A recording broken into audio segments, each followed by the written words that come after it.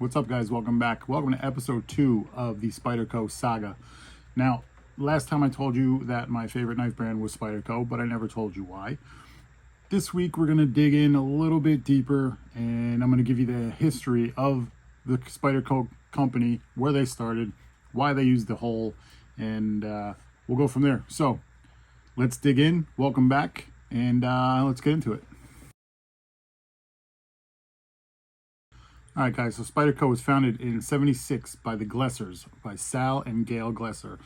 And in 78 they moved into Golden, Colorado, where you see on majority of their knives that are made in the United States, which they have a huge line of knives that they make right here in Colorado. Not that I'm in Colorado, but they make it in the United States, in Colorado. They didn't start out by making knives though. They started out by making a triangle sharpener. So that was their first product. And then after that, they got into knives. The first knife that they made was the C01 Worker, they called it. And what they wanted to do was make a one-handed opening knife, which is where the hole comes from, because they believe that the spider hole here that everybody knows and loves or hates gives you a lot more purchase area to open and close this knife, well, to open the knife one-handed. So every knife Spyderco has that hole in it. Whether it's a big one or a little one, it does have some sort of hole. The fixed blades do offer a smaller hole, but the hole is still there, and that is their signature trademark. So since they did all that, they have grown into one of the leaders in the knife world. They have factories in the United States, Japan, Taiwan, and obviously China.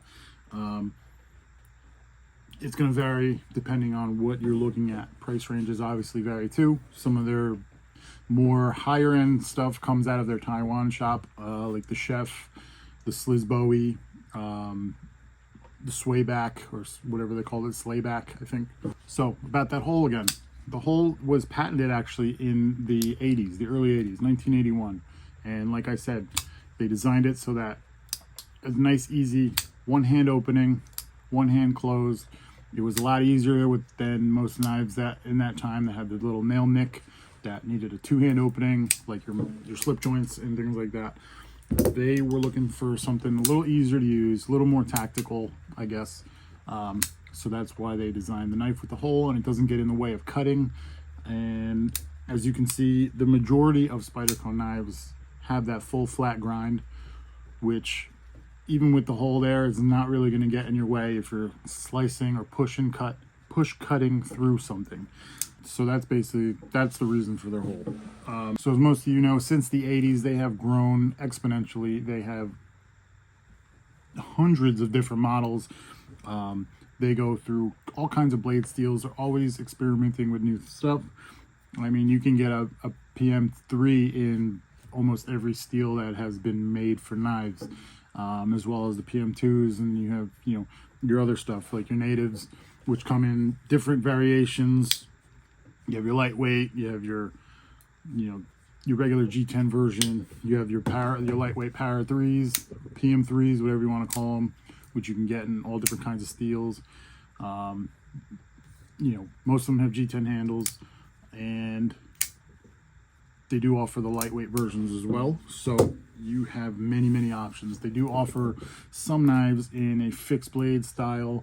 If you actually look up their website, they test out steels in their Mule Team line, which is a fixed blade, and a new steel that they're trying to test out. And with that, you can basically test out the steel for Spyderco, which is really cool.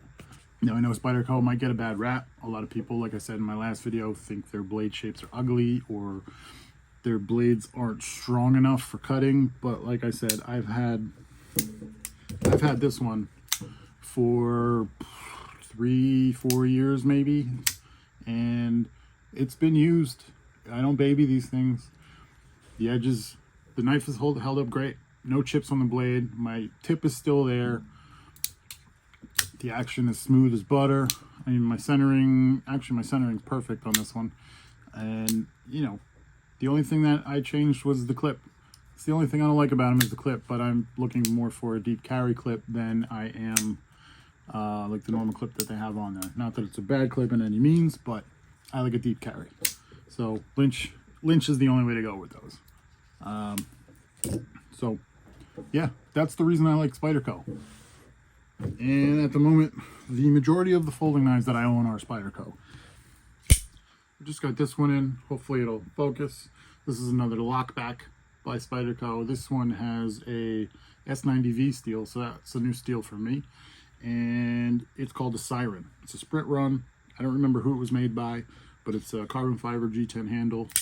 It is pretty cool, pretty comfortable, nice ergonomics there, as you can see. We're gonna get used to this one a little bit, and I'll probably show you, hopefully maybe review it at some point, but that's episode 2. Thanks for watching. Give me a like, follow, subscribe, comment down in the description. Let me know if you like Spyderco, if you don't like Spyderco, and tell me why. All right, you guys have a great day.